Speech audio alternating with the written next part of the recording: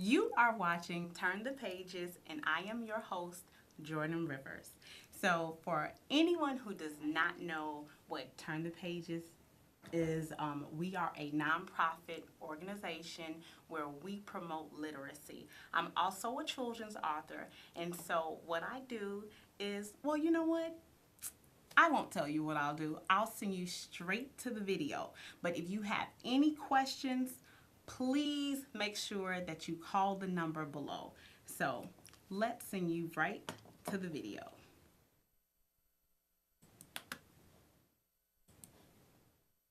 At Turn the Pages, we are changing lives one page at a time. Our mission is to promote literacy and increase the love of reading among children, middle-aged readers, and teens.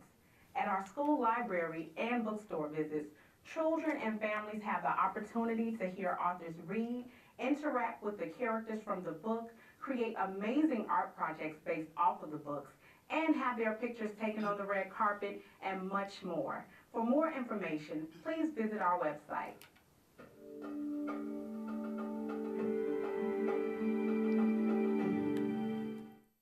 So if you are a regular, then you have definitely seen our PSA, and not just tonight, but also on CAN TV throughout the remainder of the year. So we will definitely be doing a library tour this fall. So make sure you stay in tune and go straight to our website at www.turn-the-pages.org.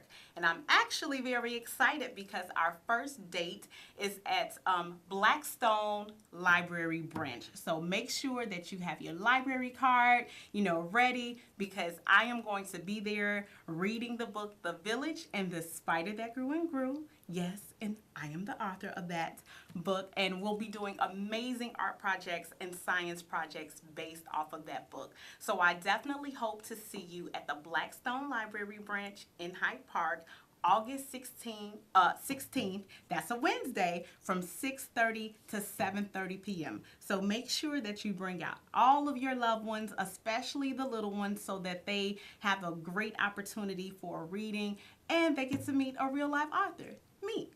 So let's go right into what we are talking about this season. This is the college edition. That's right. We want to prepare you for college. So Chicago is a wonderful city, and we always have these vast, grand, college fairs, and that's great. But how do we prepare your child for college? So that's what we are discussing this season, college preparation. So let's get started.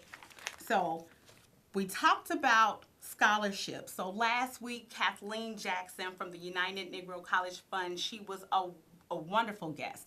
And so she definitely touched on scholarships and how to apply and maneuver through the website. So today we are discussing financial aid, FAFSA. If you are not familiar, don't worry. I am going to make sure you get all of the information that you actually can today. So I have notes. Bear with me because I want to make sure that I'm accurate and that I give you the information that you need. And hopefully you might not have any questions because I'm so thorough. So at least that's the goal, right? So let's get started. Your FAFSA. So note number one, who knows what a FAFSA is? I want to make sure that I tell you exactly what it is. It is a free application for federal student aid. So that means if you're going to the website, FAFSA.gov, you do not have to pay to apply for your free money. So now, don't get me wrong, not all of it is free. Some of it is included, or a Stanford loan is included, but I'll break that down so that you understand that correctly. So your free application for federal student aid is free to apply for. So if you are going to a website and they are charging you a fee to apply for your FAFSA, then it is definitely a scam and you don't want to move forward on that in that lane. So remember, it's FAFSA, FAFSA.gov. And so what I'll do for you is pull up the website and show you a nice video that really breaks down what FAFSA is, the types of FAFSA, and just kind of how to use it on the FAFSA.gov website. If you need help paying for college or career school, the Office of Federal Student Aid might be your best option. We offer more than $150 billion to students each year in the form of grants, loans, and work-study funds. And federal student aid can be used to pay for school expenses, such as tuition, room and board, and books and supplies. After you've filled out the free application for federal student aid, or FAFSA, you'll receive an award letter from each school you list on your FAFSA. This letter explains both the federal and non-federal financial aid options that a school is offering you. So let's talk about federal aid. If you qualify for and receive a federal grant, you won't have to repay the money. That will definitely help offset the cost of school, but you may still need additional help. If so, a federal student loan might be your answer. Remember, a student loan is just like any other loan. It's borrowed money that will have to be repaid with interest. If you plan to take out a loan, consider federal student loans first. Compared to private student loans, federal student loans often have lower fixed interest rates and offer many benefits that you won't find otherwise. For example, when it's time for you to repay your federal student loan, your loan servicer can work with you to find the best repayment plan for your individual needs. Plus, you may be able to adjust your loan payments based on your income. You also may be able to defer your federal loan payments, deduct student loan interest on your taxes, and even consolidate your eligible federal student loans into one loan with one monthly payment. Federal loans can even be forgiven based on certain types of employment. Getting a work-study job is another great option to help pay for school. Eligible undergraduate and graduate students will be able to earn at least minimum wage. If you have questions or need assistance, you can contact the financial aid office at your college or career school or visit studentaid.gov for more information. Well, there you have it. If you want to see this video again, go to FAFSA.gov. So let's get right into it.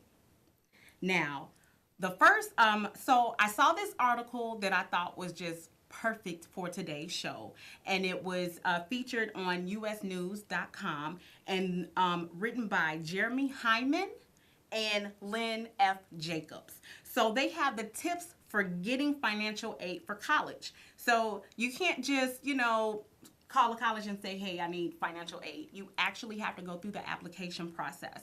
And something on here that I didn't see that I'm gonna give you a little heads up on, you can actually fill out the FAFSA one time and include each college that you are interested in that FAFSA. So therefore, you don't have to, fill out multiple applications. So make sure that you have done all the research on the colleges of your choice that you really, really, really, really are interested in. Make sure you put all of those colleges on that one FAFSA application, and each college will automatically receive that application. So I just wanted to throw that out there so that you are aware of it. So one of the tips that they start off with are get on it. So a lot of parents, we're looking at admissions, at your test scores, and we're trying to get you prepared. But the last thing that a lot of people think about is, how are we going to be able to afford this? So make sure that you start looking into FAFSA as soon as possible. So for example, if you apply to college September, let's say their deadline is December of 2017. So once you apply to that college, make sure you fill out that FAFSA online ASAP. It is never too early to be on the ball. So once you submit that application, fill out that FAFSA. And so that's why it's very important to make sure that you know every school that you want to attend, so that you're not scuffling at the last minute getting, all that information in that FAFSA. So the sooner you get on it, the sooner you will get that reward letter. So know your EFC. Well, what is an EFC? I had to look that up because it's been a while since I have been in college. So it is your expected family contribution. So how much is it that your parents think that they can actually pay towards your tuition?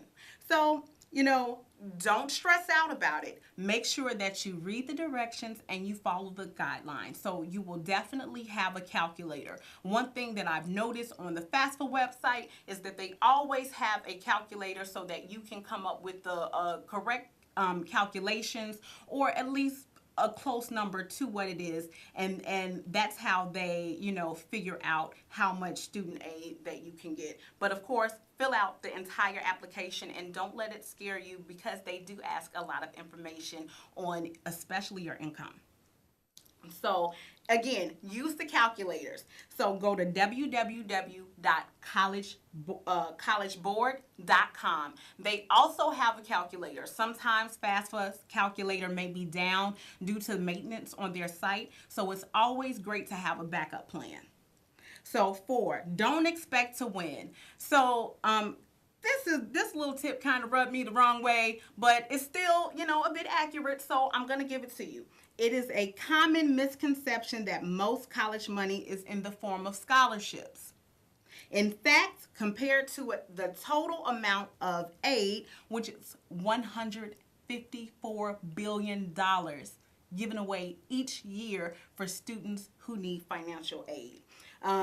So that money, so basically they're saying is, don't depend on scholarships all of the time, because you may not get it. Now, I find that to be a bit discouraging, but just like last week, search as much as you can. I know it's a very tedious process, but you'll get through it. Remember, you don't want to end up going to school and having to stop going because of, you know, whatever financial obligations that you have at home that, you know, people may deem more important than you actually getting that education. So reach out to the college financial aid counselor is the 5th tip that they have. And that's very important. Now, each episode we have talked about healthy relationships. So not relations, but relationships.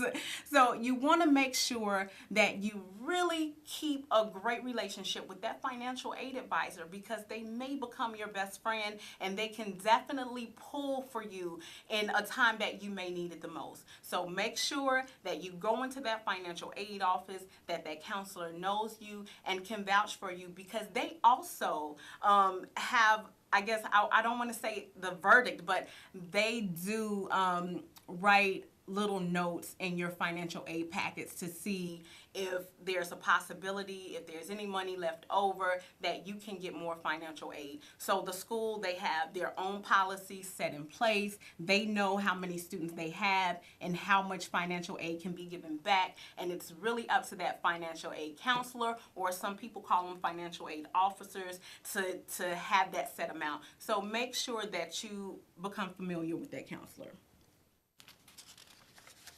I know I was. That person was my best friend. So don't count yourself out. So the EFC, and as we said before, your EFC is what? Your expected family contribution. So you're going to hear that a lot filling out your FAFSA. So they want to give you an idea. So I'm just going to break this down. I'm not going to read the whole paragraph because it's really long.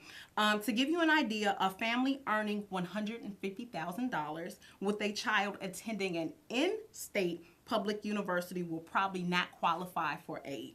$150,000, that sounds like a lot of money. So it really depends on what your family or what your household brings in. But then they go on to say a family earning $250,000 with 2 children attending private colleges probably will receive financial aid. So, for example, if your parents only make $50,000 a year, please apply for financial aid. It does not mean that you won't get it. You probably get more the less your parents make. So be prepared for complication. So, and that's why it's so important to get started early, so that if you do have an issue with your FAFSA, it's not going to stress you out as much as it would 2 weeks before you actually start college and you find out that you can't even get in because your FAFSA has not even been approved and classes start. So you want to make sure that you prepare yourself for any complication. And I would love to say that it will be a smooth ride the entire time, but 9 times out of 10, it might not. And so don't get your hopes up, but be prepared to battle just a little bit. So that's why you want to stay organized and you want to start early. And that way you can at least alleviate a little stress for you and your family. Don't be paranoid. So I wanted to know, well, why would you be paranoid filling out your FAFSA? Well, it said, and I'm going to read this and then I'm going to break it down into a way that I understood it and found it kind of funny. Your financial info does not go to a secret agency, which will send a government agent to knock on your front door.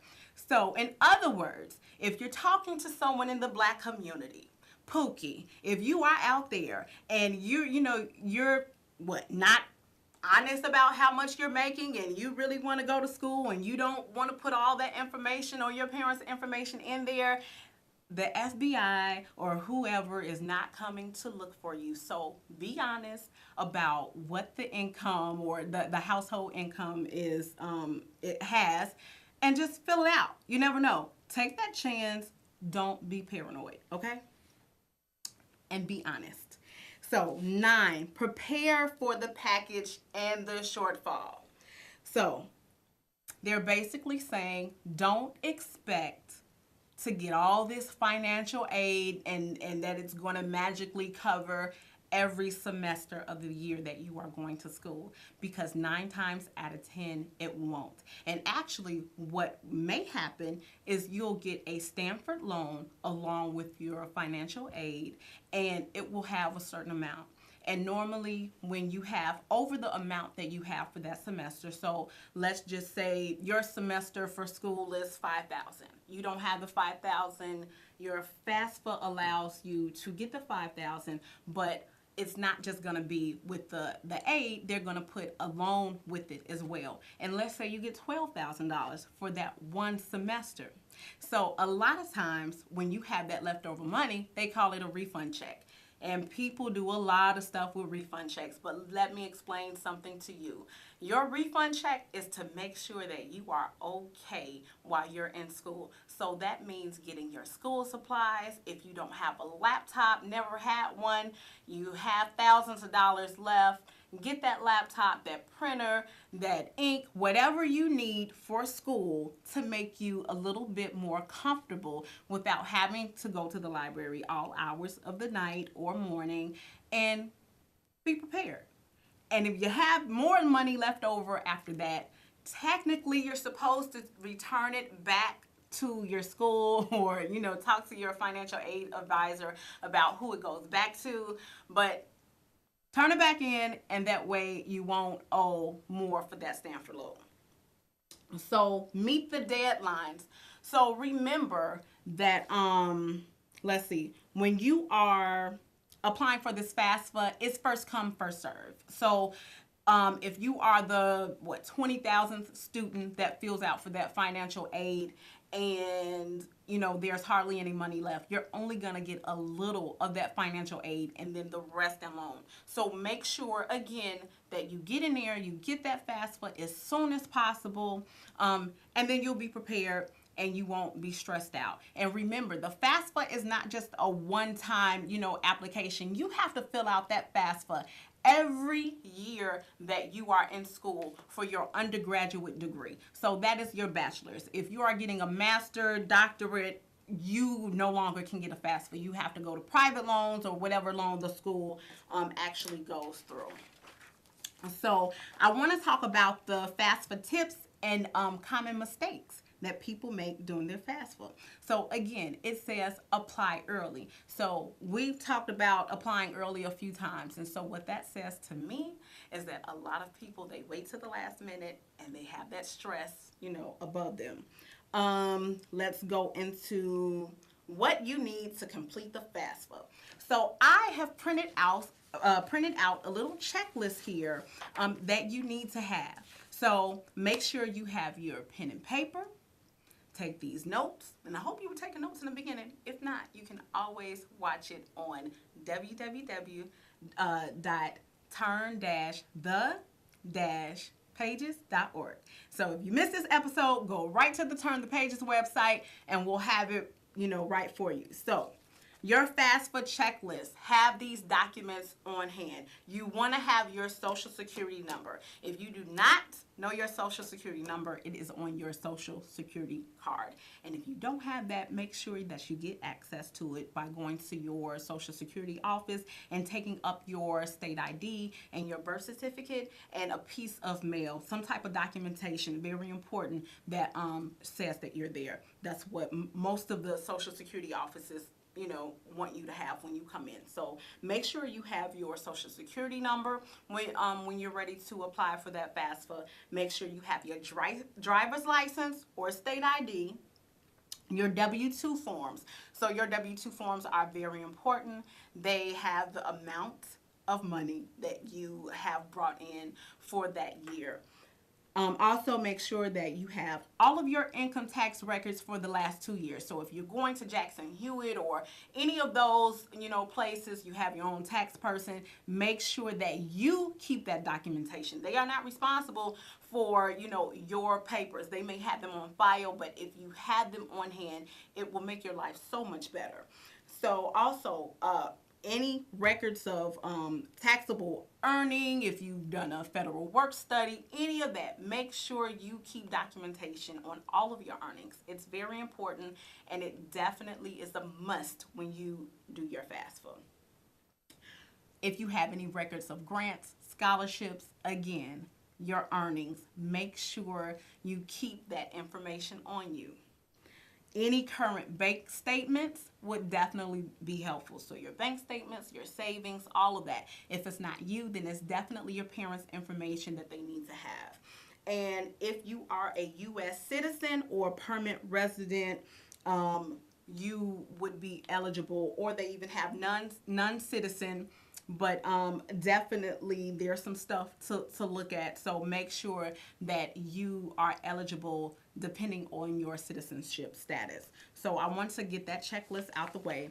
So let's go into, we have a little less than 5 minutes, but I'm going to see if I can squeeze some information into this last 5 minutes. So remember, apply early, apply online. Apply online because online, the system they use, they're able to catch the errors that can actually happen when you fill out your FAFSA information, and it's quicker. So if you have any errors, they automatically are telling you what those errors are within that within your application process, and that means that you won't have any hold up when it comes time to receive your reward letters on what what you have been rewarded for that school year. So make sure you have the IRS data retrieval. So if you are a parent and you have filed your taxes, you can actually link the FAFSA up with the IRS site, and they automatically have all of your information from your taxes and everything. So, still keep that information on hand, but make sure, if you have it, you can definitely link the two, and then you won't have to fill out as much on the application if had you not had the information. So it just makes it easier. So the common errors. So let's go. Let's see. Let's look at my time. Okay, so your common errors. Leaving blank fields. Don't leave anything blank. This is just like a test. So make sure you fill it out, or it's going to show that it's an error. So if you have nothing to say, NA, not applicable. Applicable. Can't talk right now, so I'm trying to get through this. Using commas or decimal points in numeric fields. Always round to the nearest dollar. So make sure you round it out. Don't use any commas or decimals because it will not pick it up and read it the way that you want to. Listing an incorrect social security number or driver's license number.